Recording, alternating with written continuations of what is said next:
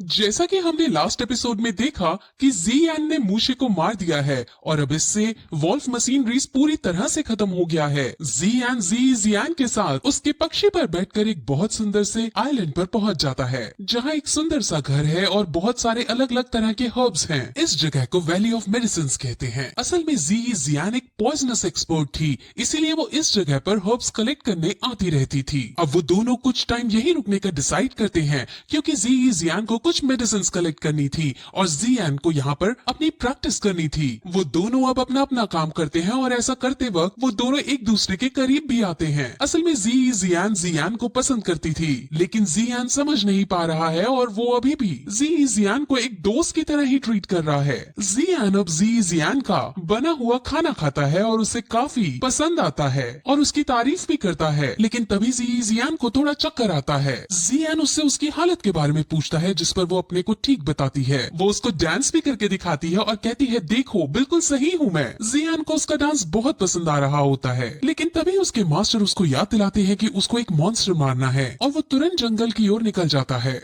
जैसा कि पिछले सीजन में बताया था कि उसको अपनी पावर्स को स्टेबलाइज करने के लिए रोज एक मॉन्स्टर का शिकार करना होगा, इसीलिए वो सेकंड लेवल का फ्रोजन बीस्ट मॉन्स्टर ढूंढने लगता है। वहीं दूसरी तरफ हमें फिर से लिंगर को दिखाते हैं जो अपने डैड के साथ थी और उन पर एक मॉन्स्टर ने अटैक कर दिया था, लेकिन तभी लिंगर की मॉम वहां आती है और अपनी शानदार फाइटिंग स्किल से उस मॉन्स्टर को मार गिराती है। लेकिन अभी उनकी दिक्कत समाप्त नहीं हुई थी क्योंकि एक और मॉन्स्टर जो लेवल 2 का फ्रोजन बीस्ट मॉन्स्टर है वो उन पर अटैक करने के लिए आ गया। अब वो उस मॉन्स्टर को नहीं मार सकते थे, लेकिन तभी वहां ज़ियान आता है और अपनी पर्पल फ्लेम का यूज करते हुए मॉन्स्टर को एक ही झटके में मार डालता है। पर्पल फ्लेम वही पावर है जो उसे यूजी से मिली थी। अब ज़ियान ने एक बार फिर से लिंगर की मदद की थी और इससे लिंगर परिवार को बहुत खुशी होती है। ज़ियान मॉन्स्टर की खोपड़ी खोलकर उसके अंदर का कोर चेक करता है, लेकिन उसे कोर नहीं मिलता। उसे लेवल 2 का आइस कोर चाहिए था। अब लिंगर की मॉम, जिनका नाम क्विंग ये है, अपनी जान बचाने के बदले में उसे अपना लॉकेट तोड़कर देती है और उस लॉकेट के अंदर लेवल 2 का आइस कोर है। ज़ियान बहुत खुश होता है और उसे लेकर ज़ियान के पास वापस चला जाता है। वहाँ वो ज़ियान को बेहोश हुआ पाता है और इससे वो बहुत डर जाता है। उसके मास्टर फिर उसे बताते हैं कि इसके पास पॉइजनस बॉडी है, दैट मीन्स इन्हें बचपन से ही छोटे छोटे अमाउंट में पॉइजन दिया जाता है। पॉइजन इनकी पावर को इंक्रीज करता है, लेकिन अगर कभी ये पॉइजन को अपनी बॉडी में सह नहीं पाते तो ये बीमार होकर मर भी सकते हैं। अब ज़ियान समझ जाता है कि कल रात को ज़ियान को जो चक्कर आए थे वो इसी बीमारी के सिम्टम थे। ज़ियान को सही करना चाहता था, इसलिए वो उसके होश में आने तक उसके पास बैठकर वेट करता है और जब ज़ियान जागती है तो वो कहता है कि वो ज़ियान को कुछ नहीं होने देगा और उसे इस प्रॉब्लम से निकाल देगा। फिर अगले दिन ज़ियान के सामने अपने सपने को रखती है कि वो इस पूरे कॉन्टिनेंट में घूमना चाहती है, लेकिन इस हालत में उसका बाहर जाना सही नहीं था, इसलिए ज़ियान उसे मना कर देता है और फिर वो दोनों बाहर जाकर बैठते हैं जहाँ ज़ियान उसे रोमांटिक होकर कहती है कि मैं हमेशा तुम्हारे साथ रहना चाहती हूँ, लेकिन ज़ियान इसे मजाक में लेते हुए कहता है कि जब तक तुम सही नहीं होगी मैं तुम्हारे साथ ही रहूंगा तुम्हारी केयर करने को। अब ज़ियान इससे काफी उदास हो जाती है और ज़ियान के कंधे पर सर रख कर सो जाती है। अब फिर रोजाना की तरह ज़ियान जंगल होकर वापस आता है जहाँ वो पूरे घर में ज़ियान को नहीं पाता। उसे वहाँ एक नोट दिखता है जो ज़ियान ने ज़ियान के लिए छोड़ा था और उसमें लिखा था कि ज़ियान के लिए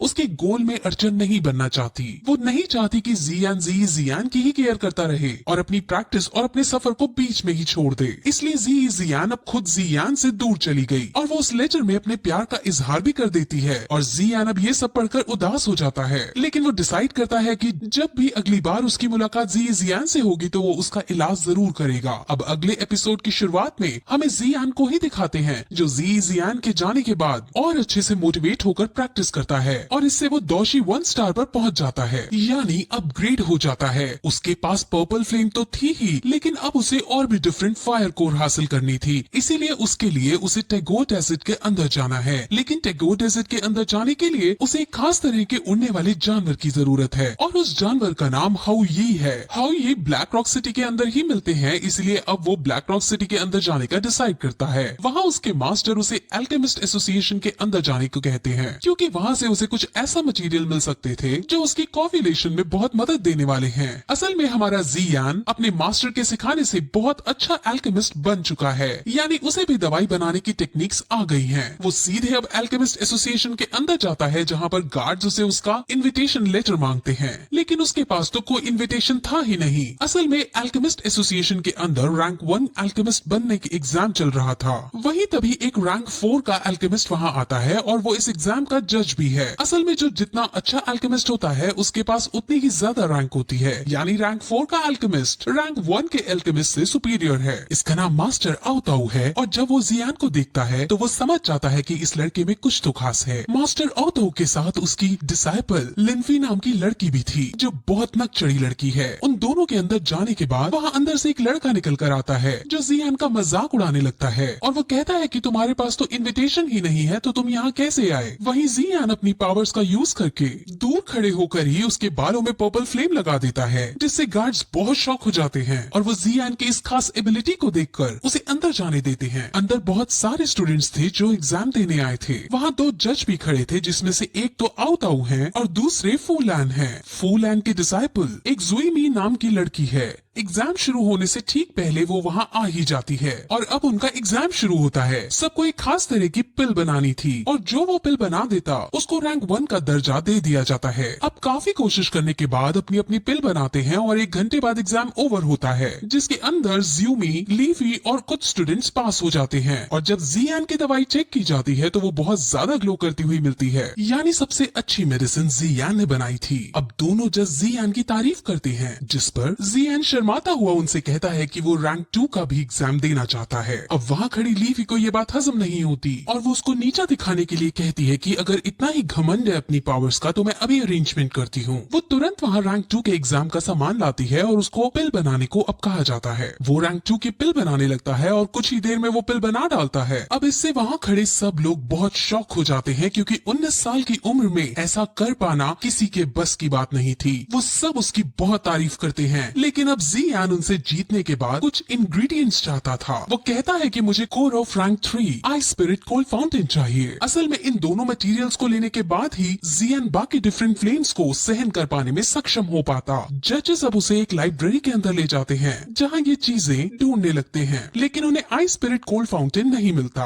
अब थोड़ी देर बाद मास्टर आओताऊ चुपके से जियान को अपने साथ एक जगह ले जाने लगते हैं। असल में शहर के अंदर एक बहुत बड़े ट्रेजर कलेक्टर के पास आइस स्पिरिट कोल्ड फाउंटेन है और वहाँ जाकर वो उसके घर के अंदर जाते हैं। उसका घर एक भूल भुलैया की तरह था जहाँ कदम कदम पर जाल बिछाए थे और वहाँ जादुई चीजें रखी थी और अंदर कमरे में जाने पर उसे एक पतला सा अजीब आदमी दिखता है। उसका नाम गूते है और उसके पास कई तरह के कीमती खजाने रखे थे। वहाँ जियान उसको ट्रीट करने की कोशिश करता है और कहता है कि मैं आइस स्पिरिट फाउंटेन के बदले तुम्हें बहुत कीमती चीज दूंगा। जिस पर वो पूछता है कि तुम क्या दे सकते हो तो जियान पर्पल फ्लेम का एसेंस उसके सामने रखता है। पर्पल फ्लेम बहुत ज्यादा कीमती है और बहुत ज्यादा महंगी। अब जियान और गूते के बीच ट्रेड हो जाता है और गूते से उसे आइस स्पिरिट कोल्ड फाउंटेन मिल जाता है। अब वो यहाँ से बाहर निकल जाता है और उसे एल्केमिस्ट एसोसिएशन से रैंक 3 की भी कोर मिल जाती है। वहाँ वो एक बुढ़े आदमी को नोटिस करता है जो एक लड़की के साथ अय्याशी करता हुआ आ रहा था और वो निर्दोष लोगों पर अत्याचार कर रहा था। उसके साथ उसका एक चेला भी था। जियान उसे रोकने की कोशिश भी करता है लेकिन तभी वहाँ मास्टर आओताऊ आते हैं और उनके डिसाइपल लीफी भी आती है। लीफी जियान से इम्प्रेस हो गई थी और वो उसको गले भी लगाती है। वहाँ फूलैन अब जियान को 6 महीने बाद होने वाले एल्केमिस्ट इवेंट का भी इनविटेशन देते हैं जिसको जियान एक्सेप्ट कर लेता है। अब मास्टर आओताऊ उसके लिए हाउ यी की एयर सर्विस का भी इंतजाम करता है और उसमें उसको बिठाकर विदा कर देता है। उस बोट में फूलैन और वो बुरा ओल्ड मैन भी है। अब जियान के पास वो सारे इंग्रेडिएंट्स थे जो उसे एक ऐसी दवाई बनाने के लिए चाहिए थे जो उसे बाकी फायर एसेंस स्वेलो करने में मदद कर सके। वो दवाई 4 रैंक की होगी और अब जियान अपने मास्टर से उसे बनाने के लिए कहता है। वो रैंक 4 की दवाई बहुत ज्यादा शक्तिशाली है और जियान के मास्टर उसको चेतावनी भी देते हैं कि इस रैंक 4 की दवाई को बनाते वक्त और बनाने के बाद हमें सावधान रहना होगा क्योंकि ये दवाई कई लोगों का ध्यान अपनी तरफ खींचेगी। वही अब मास्टर उस दवाई को बनाने लगता है और उनको बनाते बनाते 2 दिन का समय लग जाता है और फाइनली दवाई बनकर रेडी हो जाती है। जब दवाई बनकर रेडी हो जाती है तो वहाँ आसपास पूरी बोट में एनर्जी वेव प्रोड्यूस होती है जिससे सब समझ जाते हैं कि जियान अपने मास्टर के साथ कमरे के अंदर कुछ अलग तरह की खास दवाई बना रहा है। जियान के मास्टर उसे गेट पर रहकर पहरा देने को कहते हैं क्योंकि दवाई में अभी कुछ फाइनल टचअप्स देने बाकी थे। कमरे के बाहर ओल्ड मैन कमरे के अंदर जाने लगता है और कहता है कि बोट के अंदर एक एनर्जी वेव आई है और बोट के अंदर सफर करने के दौरान हमारा ये जानना जरूरी है